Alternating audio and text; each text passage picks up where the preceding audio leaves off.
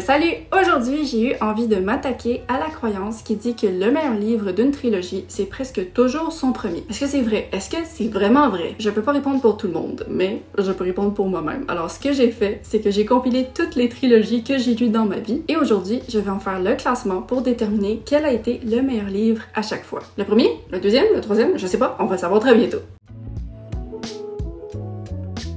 Avant de commencer, inutile de préciser que je n'ai pas inclus aujourd'hui toutes les trilogies que j'ai commencées mais que je n'ai pas encore terminées parce que ce serait juste pour le dernier livre, même si, entre vous et moi, là, on sait tous très bien que ce n'est pas le troisième tome qui va gagner aujourd'hui. Dernière petite précision, pendant que je me fais mettre dans le coin, moi je suis québécoise et aujourd'hui je vais dire très souvent le mot TOME et je suis au courant que je ne le prononce pas comme beaucoup de gens qui me regardent le prononcent, c'est-à-dire Tom. En tout cas, moi quand ça sort de ma bouche, c'est Tom, donc voilà, vous êtes avertis. Ok, commençons avec le tier ranking qui n'en est pas un, mais qui est très rose. Dès que j'ai compris que je ne pouvais pas faire un tier ranking traditionnel, c'est sûr que ça allait être rose. Donc présentement, au bas de la page, j'ai toutes les trilogies dont je vais parler aujourd'hui. Et là, j'ai mis pour les images le premier livre par défaut, mais ça veut pas dire que c'est lui le meilleur, là. Sinon, ça vous spoilerait déjà sur le résultat de la vidéo. Non. Nous allons commencer avec un classique, bien sûr. Hunger Games de Suzanne Collins. Oh mon dieu, j'ai mal aligné mes trucs. Bon, c'est trop tard pour les changer. C'est ça qui arrive quand on crée son propre tier ranking juste pour s'assurer qu'il soit rose. Donc, Hunger Games, c'est une série que j'ai lue il y a très longtemps. Je pense que j'avais 10-11 ans quand je l'ai lu. Et bien que j'ai dévoré absolument le premier livre, je pense que c'est le deuxième. Le truc, c'est que le deuxième, avec toute la révélation sur la reine, ça a été un moment dans ma vie, là. Vraiment, c'est le moment où j'ai découvert, ok, des livres peuvent faire ça. Ça peut me faire exploser le cerveau. Je peux aussi comprendre l'amour pour le premier tome qui était excellent également. Par contre, est-ce qu'il y a des gens sur Terre dont leur livre préféré de Hunger Games c'est le troisième? Je ne croirais pas. Ok, au suivant. Donc ensuite, nous avons Le Prince Cruel de Holly Black. Ouais. Ça, c'est une série mitigée, hein? Moi, j'ai été chanceuse d'apprécier le premier livre. Je lui avais donné 3.5 étoiles, mais je comprends définitivement pourquoi il y a beaucoup de gens qui n'ont pas accroché. Mais par contre, le deuxième livre était presque parfait. Là, c'est clair, c'est encore une fois, c'est le deuxième mot. Le deuxième avait le parfait mélange de tension entre les personnages et de bonnes intrigues politiques. J'ai vraiment beaucoup plus embarqué dans celui-là. Par contre, le troisième, même si encore une fois il était bien meilleur que le premier, j'ai une petite déception personnelle par rapport à Jude et Cardan parce que on a travaillé très fort toute la série pour comme patienter au moment où ils seraient enfin ensemble et j'ai trouvé que la scène où ils se mettent ensemble, c'était pas satisfaisant pour moi. Et il y avait trop souvent la mention de sa queue qui s'enroulait autour de la jambe de Jude. Ok, suivant, on ne parlera plus de queue s'il vous plaît. Allez voir mon dernier vlog si vous voulez parler de queue. Donc, La Faucheuse de Neil Shusterman. Oh, ça c'est dur. Le truc, c'est que j'ai lu chaque livre de cette trilogie à des moments très séparés. Ok, je pense que c'est le premier livre qui a gagné. C'est définitivement pas le deuxième. Je me souviens que le deuxième, j'avais été un petit peu déçue. Le troisième avait été très long, mais j'avais embarqué. Mais ce qui fait que le premier rayonne vraiment, c'est que, premièrement, on goûte pour la première fois au concept vraiment fascinant de ce livre. Je trouve que c'est un sentiment qui ne se répète pas vraiment. Et ensuite, les personnages principaux sont vraiment plus souvent ensemble dans ce premier livre que le reste de la trilogie. Et pour moi, ça reste quelque chose qui est un peu un regret avec cette série. C'est que j'aimais beaucoup les personnages, mais ils sont tous partis dans des directions différentes et j'aurais aimé un peu plus les voir ensemble. Donc, premier tome gagnant. Wayward Pines. Oh, l'auteur c'est Blake Crouch en passant. Ok, c'est une série de thriller / science-fiction. Le premier livre se lit vraiment comme un thriller et le deuxième comme une science-fiction. Et je me souviens que le premier, je n'avais pas été convaincue en le lisant. J'avais apprécié, mais j'avais pas été convaincue. Le deuxième, quand c'est plus parti dans la science-fiction, c'est là que ça m'a convaincue. Mais en lisant le deuxième, c'est comme si j'avais appris à plus aimer le premier. Et donc là, c'est bizarre parce que quand je repense à la série maintenant, je repense juste au premier livre. Mais je sais que quand j'ai lu les livres, mon préféré c'était définitivement le deuxième. Je pense qu'il faut que je le donne au deuxième, je pense. Le deuxième était génial en lui-même. Il n'y a pas eu besoin, comme le premier tome, d'un autre tome pour lui dire « Ah ouais, finalement, il était pas si pire que ça. » Je sais pas si cette phrase était cohérente. Ok. Oh! The Kiss of Deception de Mary E. Pearson. Ça, je suis tellement contente que ça se fasse enfin traduire en français, là. Je sais pas pourquoi ça a pris aussi longtemps. Je pense que cette trilogie, c'est peut-être la seule dans ma vie qui s'est améliorée à chaque livre. Le premier, j'ai donné 4 étoiles. Le deuxième, j'ai donné 4.5. Et le dernier, j'ai donné 5 étoiles.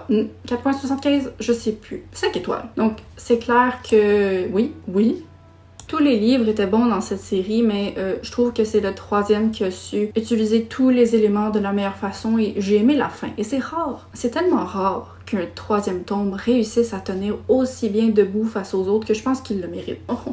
Oh, le suivant. Le pacte des marchands de Pierre Bottero. Les gens qui n'ont pas eu cette trilogie dans leur vie quand ils étaient enfants, j'ai vraiment pitié de vous. Je sais pas comment vous avez vécu sans cette magie dans votre vie. Et là, oui. Bon, moi, je n'ai jamais lu Harry Potter, je sais. Mais j'en ai pas eu besoin, j'avais Elana. Elana, le pacte des marchands. Je pense que on va glisser vers la gauche. Donc Elana, quand je les ai lus pour la première fois, je pense que c'était très clair que le deuxième était meilleur. On a Elana à son meilleur en tant qu'adulte et il y a des choses tristes, mais ça fait un roman vraiment riche en péripéties et en valeurs. Le premier avait été très bon aussi et le troisième aussi, mais un peu plus long. Ouais. Mais là, la raison pour laquelle je parle plus longtemps que je le devrais présentement, c'est parce que récemment, j'ai essayé de relire le premier livre de Elana et je me souvenais pas à quel point l'écriture était vraiment plus jeune que je le pensais. C'était quand même très bon, là. Mais mon souvenir du deuxième livre n'avait pas ce ton aussi jeune, donc on dirait que je repousse un peu la relecture du deuxième parce que je veux pas changer le merveilleux souvenir que j'ai de lui. Ok, au suivant. Oh! Divergence de Je sais parler. Veronica Roth. C'est une trilogie que j'ai lue avec entrain quand j'étais jeune adolescente, mais même quand je l'ai lue avec entrain, je n'ai jamais considéré que cette série était un coup de cœur pour moi. Et quand je regardais les films, ça a juste validé que ce n'était pas un coup de cœur. Mais, ouais, je pense que... Ouais.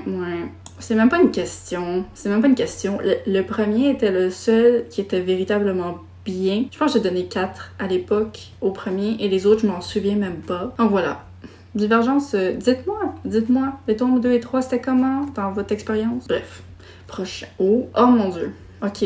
Là, ça, c'est une série dont je ne vous ai, je pense, jamais parlé sur ma chaîne. Ce qui est ironique, parce qu'il y a un des livres de cette série qui est mon livre préféré à vie, le numéro 1. Genre, il y a pas de livre que j'aime le plus au monde qu'un des livres dans cette trilogie. Oh, je me suis trop excitée, j'ai oublié de vous dire le nom de la trilogie. C'est Le problème à 3/4 de Liu Cixin. Cette série de hard sci-fi, c'est quelque chose que je porte très très très loin. Profonde dans mon cœur. On porte quelque chose, je la porte dans mon cœur. C'est pas une série que je recommanderais à tout le monde. Je veux dire, il faut vraiment aimer la science-fiction pour aimer cette série. J'aimerais vraiment pouvoir être capable de les relire pour la première fois. Et donc, le meilleur livre de cette série, qui se trouve à être le meilleur livre que j'ai jamais lu de ma vie. C'est le deuxième, qui s'intitule La forêt sombre. Ce livre a changé ma vision de l'univers. Ce livre avait une révélation qui n'était pas vraiment une, mais qui en était une. Quand je parle de ce livre, je perds mes moyens. C'est pour ça que j'en ai jamais parlé. Je peux pas garder la tête en parlant de ce livre. Ok, passons à autre chose. Illuminae. Moi je dis Illuminé, mais j'entends beaucoup de gens dire Illuminae de Amy Kaufman et Jay Christophe. Ouais, ça commence à faire beaucoup dans le deuxième là. Mais si les 4 prochains livres, c'est le premier qui est le meilleur, on peut avoir une égalité. Je veux pas une égalité, voyons donc. Ok, on va voir. Donc, Illuminae, ou comment vous le dites, je ne sais pas. Cette série, quand j'ai lu le premier, j'ai eu vraiment une longue période d'adaptation. C'est une série avec un style très graphique, interactif. Toutes les pages sont différentes, presque avec des designs et tout. Et j'ai vraiment eu de la difficulté à m'adapter au début et je trouvais que le ton était un petit peu trop adolescent, mais pas de la bonne façon. Mais après ça, dans la deuxième moitié de ce livre, ça a vraiment changé de cap. C'est devenu excellent. Et le deuxième tome a continué dans cette lancée. Donc pour moi, je pense que quand je repense à la série, c'est vraiment le deuxième qui me ressort à la mémoire. C'est sûr qu'il y a un phénomène étrange avec cette série qui est que les événements dont je me souviens le plus sont ceux de la fin du premier. Donc c'est étrange que pour moi, le meilleur, ce soit le deuxième. Mais c'est le deuxième. Ensuite, Truly Deep is the Maureen Johnson.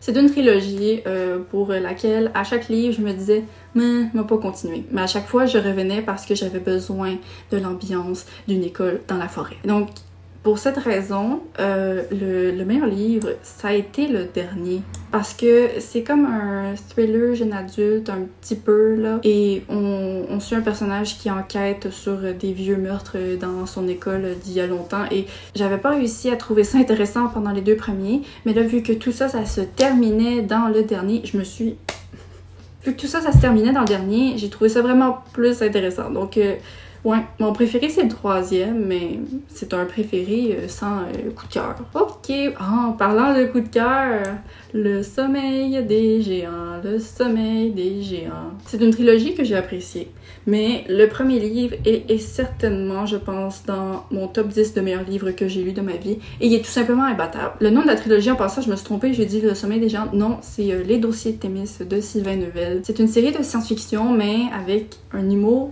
qui m'a vraiment très plu. Je repense à ce livre et je souris. Voilà. Ok, avant-dernière trilogie. Ou un autre. Oh, ben, l'autre de Pierre Bottero. Je trouve vraiment que l'autre ne reçoit pas assez d'amour auprès des fans de Pierre Bottero. On parle souvent de La quête des Willan et de Elana, mais l'autre, c'était excellent. Et mon préféré, c'était le 3e.